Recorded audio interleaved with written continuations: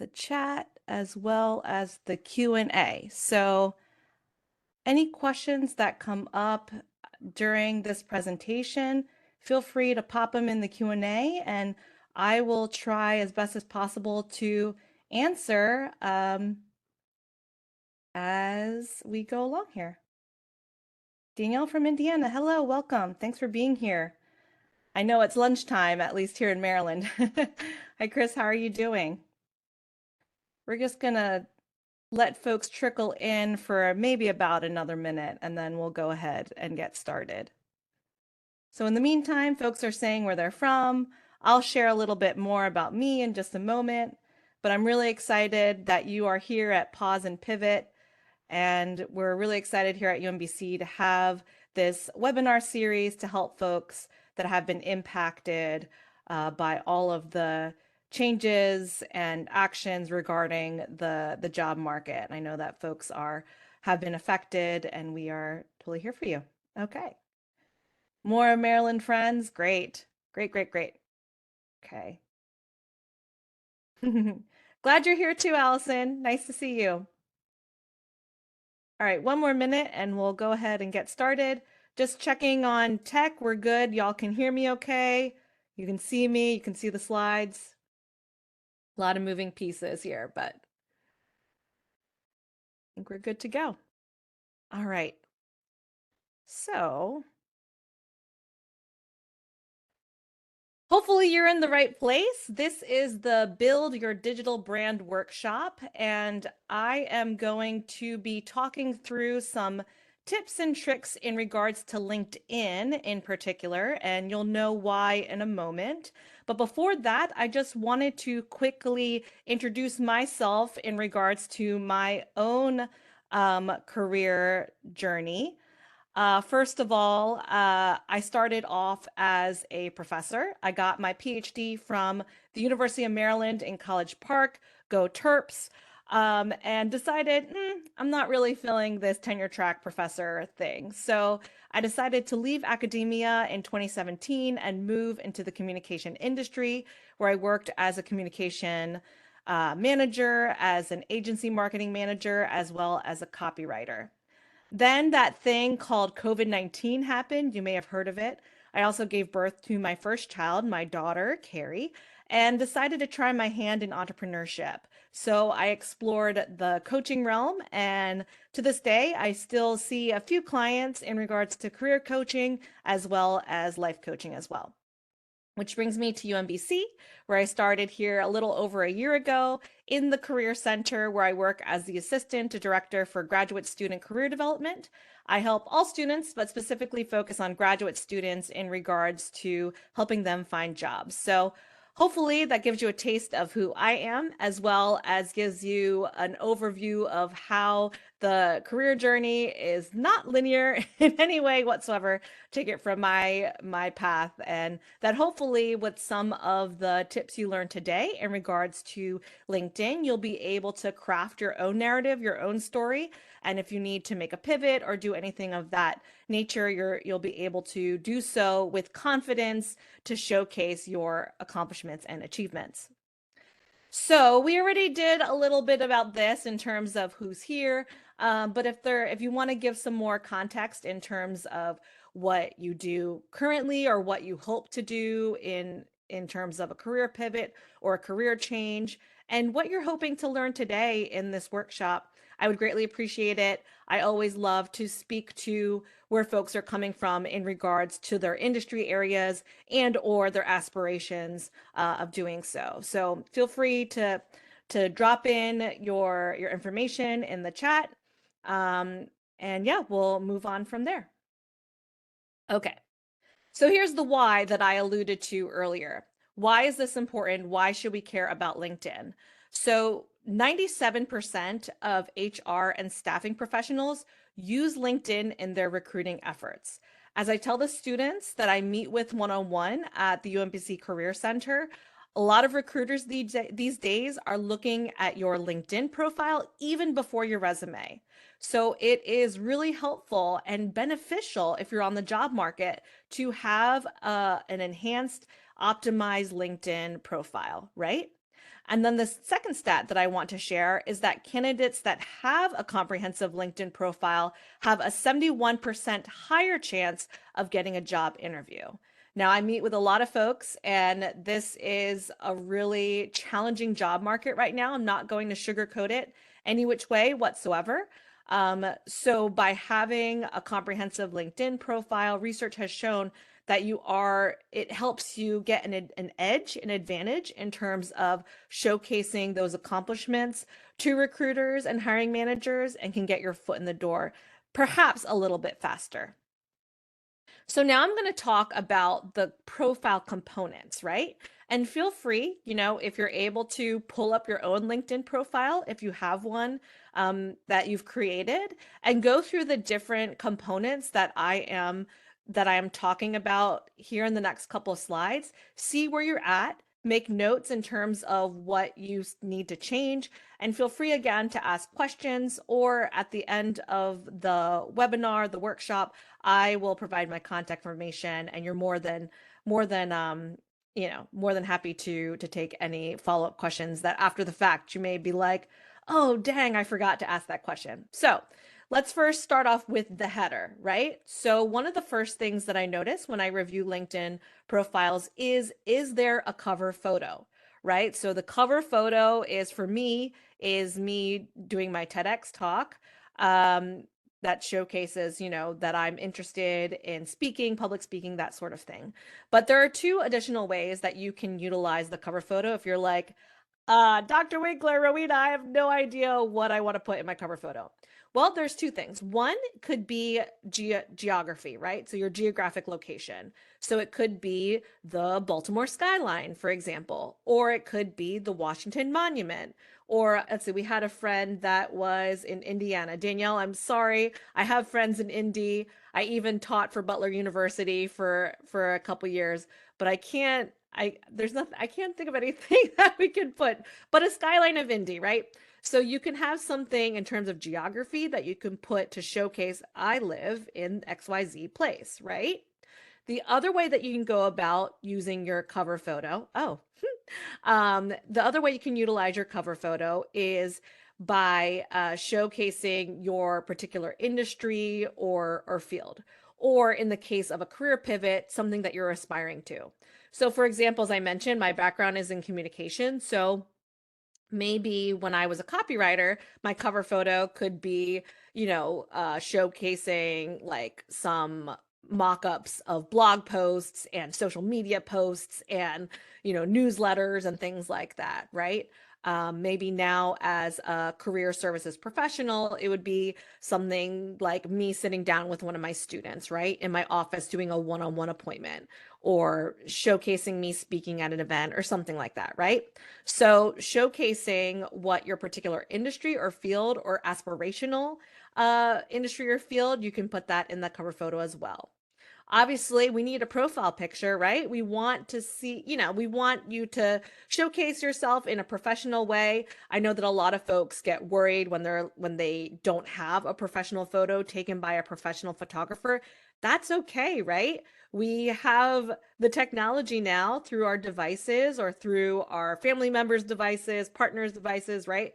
I know for my husband, when he was a master's student at Georgia Tech, he needed an ID photo because he was taking classes remotely and wasn't on campus. So we just put him in front of a white wall and I took a photo with my iPhone, right? So as long as we have some sort of professional looking photo in the style that makes sense for you, right? I just had a graduate student ask if they looked too serious in their photo, but actually it looked very, let's see, like fierce, right? It didn't look sad or mad or serious. It looked like that they mean business. So depending on what your vibe is, what you feel makes you look the most confident in that way, your profile picture can showcase that. And then also the last piece in terms of the header is the unique profile URL. So if you do not have a unique profile URL, your LinkedIn profile might look something like, for example, linkedin.com/in/ Rowena-Winkler- 3475HYQ, right? So it might have a bunch of random numbers and letters at the end of your URL. There is a way that you can edit it so that you can set it to be more clear, to be more concise, so that when you do go on those networking events, right, when you go to those hiring fairs or you want to connect with someone, you can easily say, right, find me on LinkedIn at RB Winkler PhD. Now, for me, my handle is consistent across all my social media channels, right? So RB Winkler PhD is on Instagram, on LinkedIn, on YouTube, right? If you don't have that to worry about, you can just do first name, last name, or first initial, last name, however you want to go about it, as long as it's, it has your name, easy to understand, easy to remember, then you are good to go. So that is the header portion of the profile. Now, the headline. The headline is the text that goes underneath your name. So you see here in mine is Career Services Pro, Career Coach, Com Expert, TEDx Speaker, right? That sort of thing. You'll see that I also have the lines in between those different titles or roles or areas, right? So the thing to think about with the header is or the headline, excuse me. The headline is that, first of all, there's a 200 character limit, right? So we can't go too wild and crazy over here.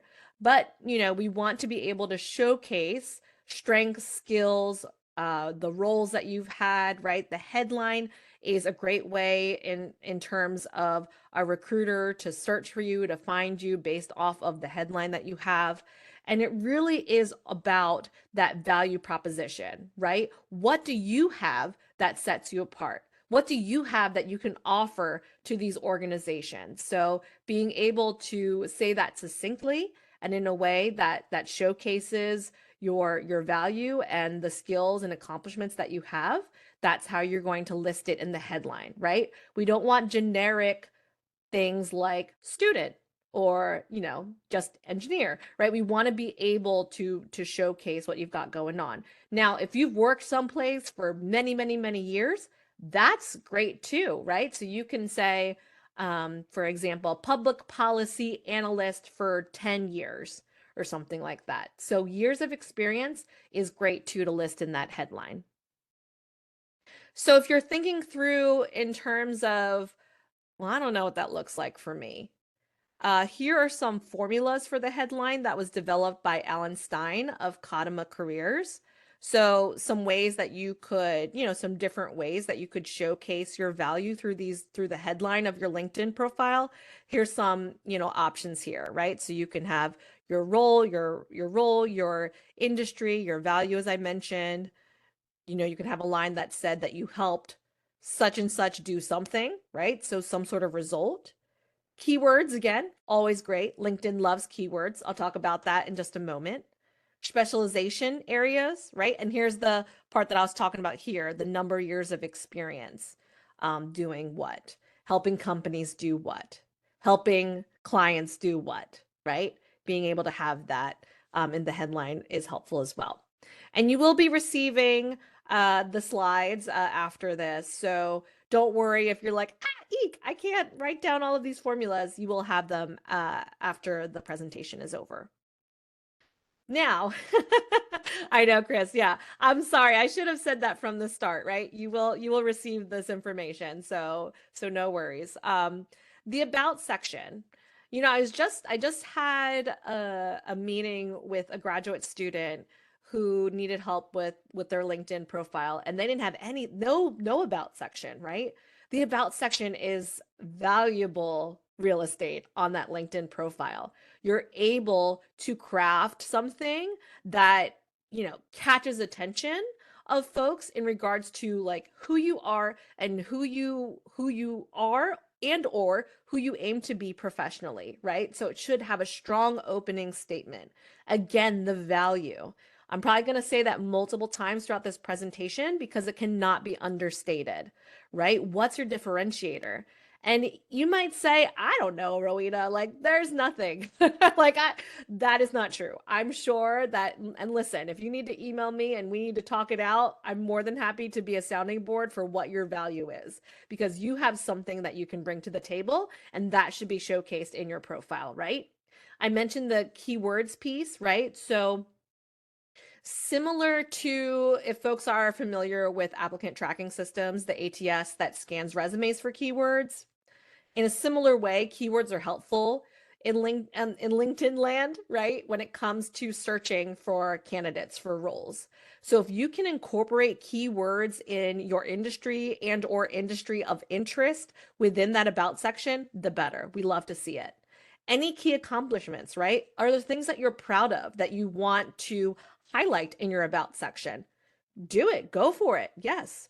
But at the same time, we don't want to go on for years and years and years, right? Keep it concise, keep it, keep it fairly short, and always include some sort of call to action. It doesn't have to be super elaborate. Mine here is feel free to connect or reach out, right? Just in the invitation to, yes, I would like you to reach out to me if you're interested in me. More than happy to, right? So, all the examples are my LinkedIn profile, but yours can be what makes sense for you, as long as we showcase that value and showcase those achievements.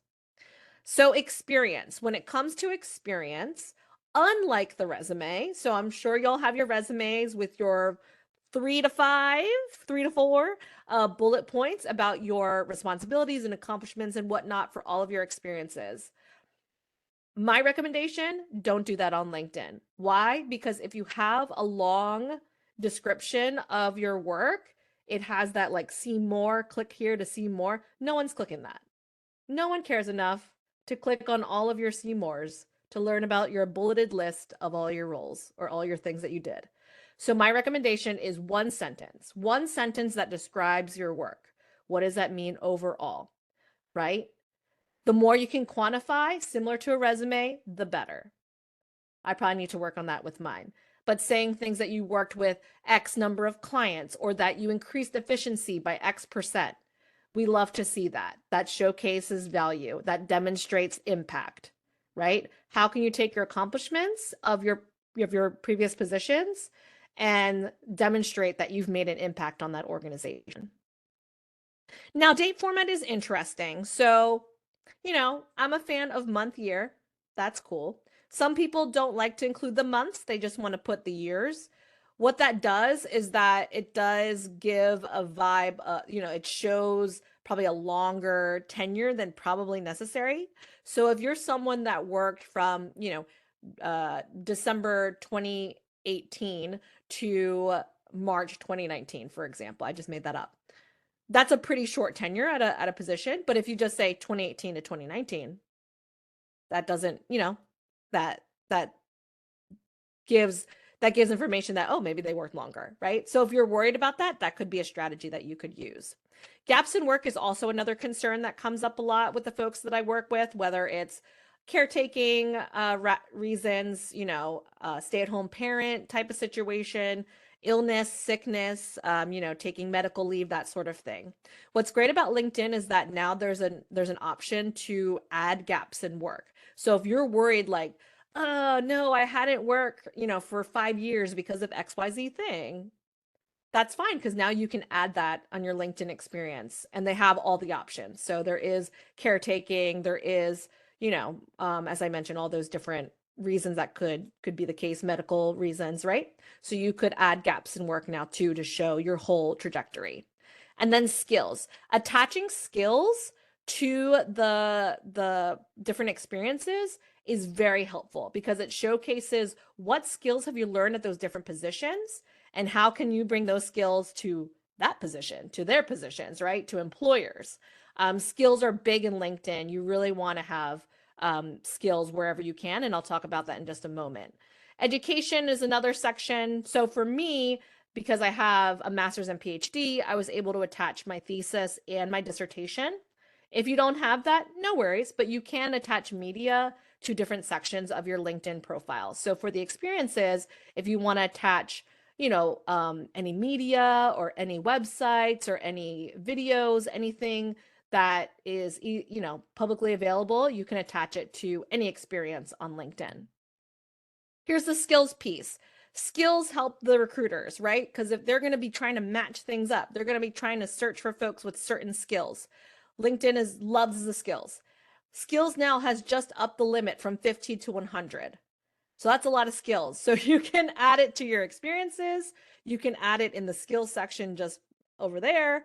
And then once you have skills populated, it'll put your top skills on the top of your profile so that recruiters and hiring managers can see it there. So then you can tailor the skills based off of the roles that you're applying for to you can tailor those skills to those specific roles. So, yeah, like think about, and skills could be soft skills or hard skills, technical skills, transferable skills. Really think through about what those skills are that you've learned at those different experiences and tag them to those experiences. If you have any publications, right, this is more for when I speak to my academic crowd, but you can include it on the LinkedIn profile. And then connections. This last piece about, I don't know if it's the last piece, but one of the last pieces about the profile is the connections piece, right? So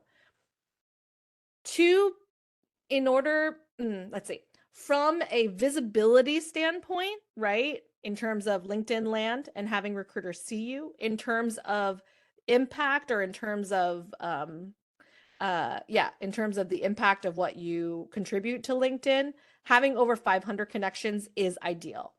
Now, if you're like, oh, I only have 100, that's fine.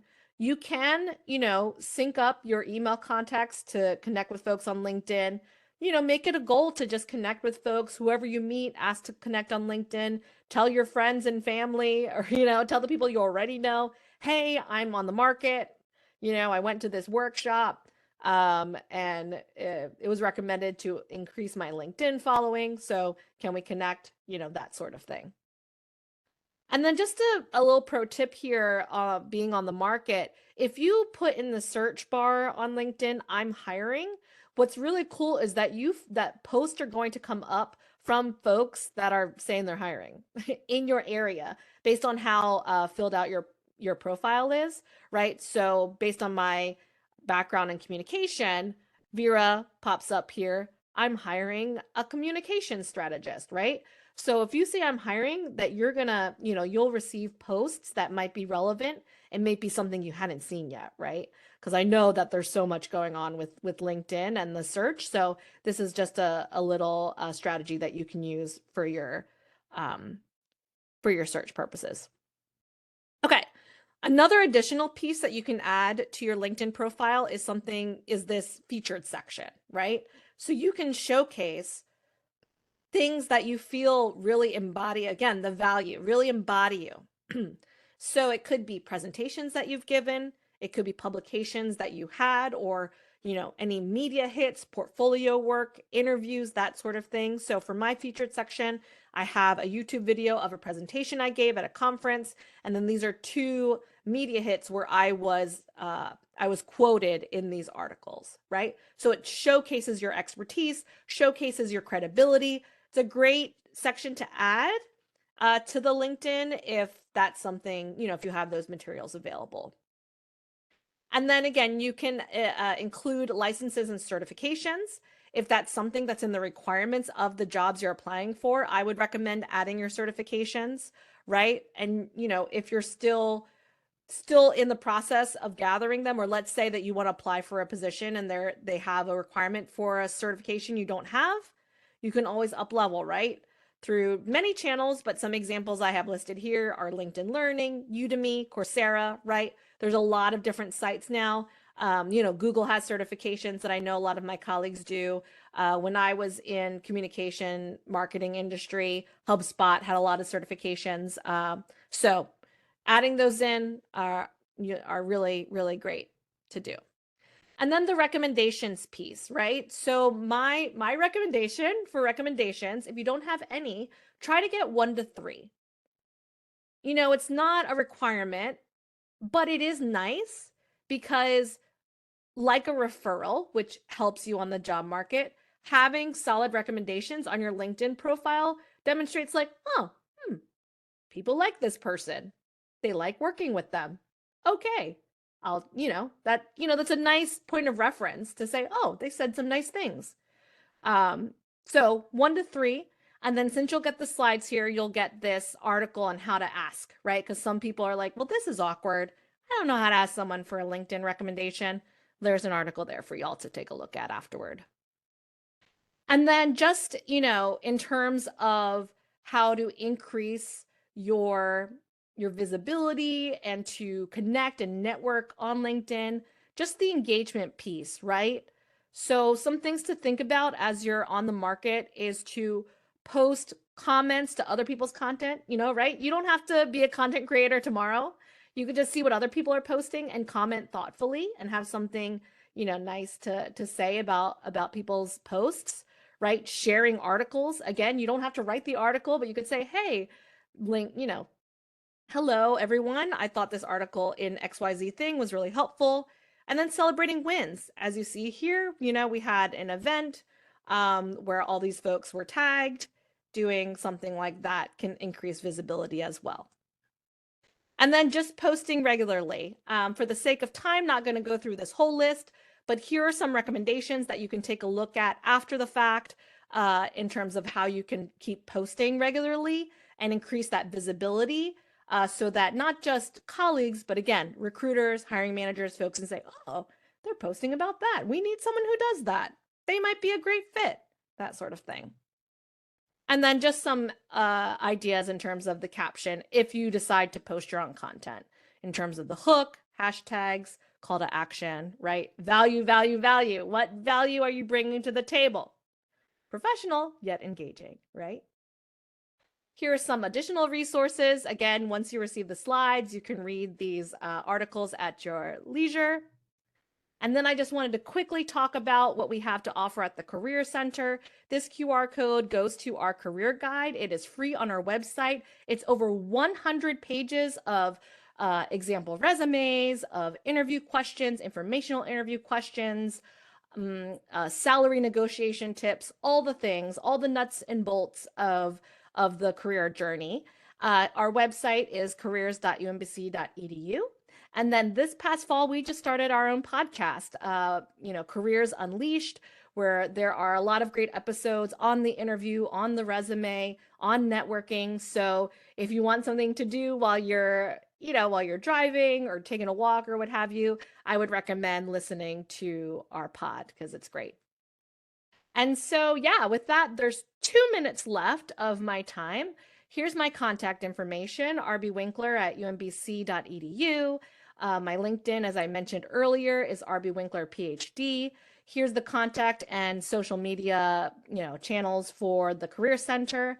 Again, feel free to email me, reach out about any questions that you have as you're building and optimizing, because, I only had 30 minutes of your time and there's so much more that we could talk to and we can get into more detail about here with the profile. And, when it comes to your digital brand, the LinkedIn profile is just one piece of that. But for the purposes of the Pause and Pivot, webinar series, we thought that this would be a great way to kick things off and a great way to help you build the confidence of your digital brand because that stays with you, right? You always will have your digital brand, your personal brand. It's who you are, it's your essence, it's who you're showcasing out in the world.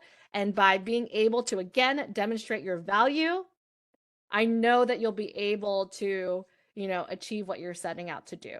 So, thank you so much. If there's no questions, I suppose we can wrap things off. Oh, Danielle, yes. Can you say, yes, please connect with me on LinkedIn. Let's build our connections, y'all.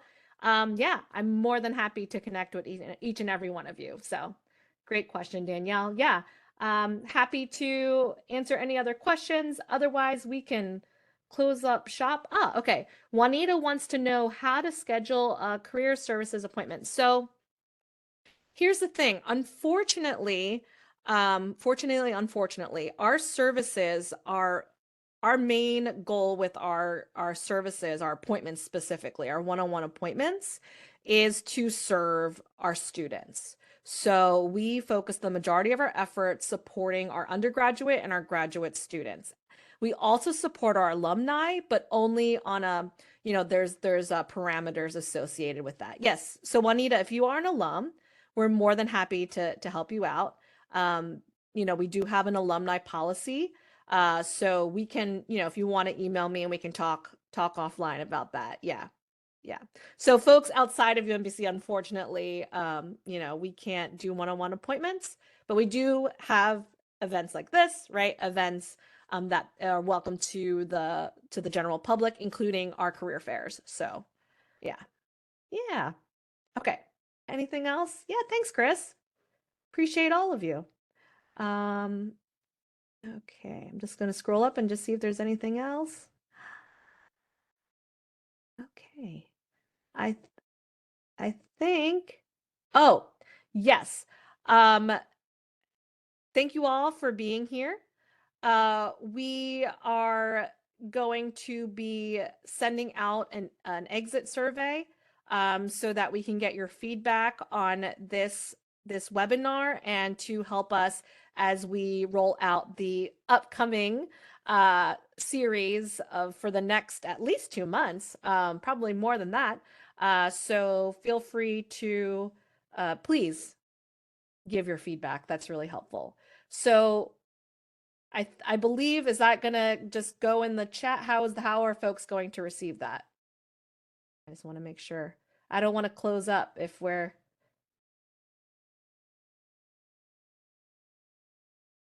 okay, here in the chat. Okay, great. So hopefully you'll stick around. There it is. Hopefully you'll stick around, friends. The exit survey has just been dropped into the chat. If you just click on that link, it'll take you to the form. Please take a couple of moments to fill out that survey. We really appreciate your feedback, as this is something that we wanted to do to support all of you. And so we want to continue supporting you in terms of any topics or any areas that y'all need support with. So, yeah. Is there anything else, or let me stop sharing my screen?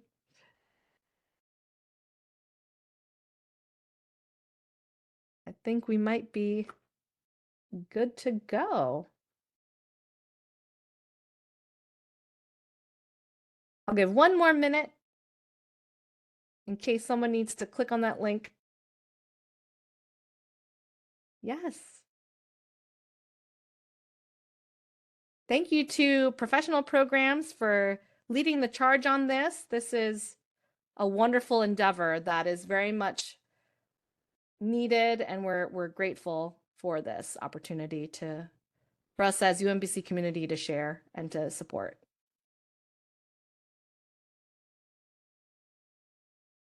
All right. Well, let me turn off the recording here.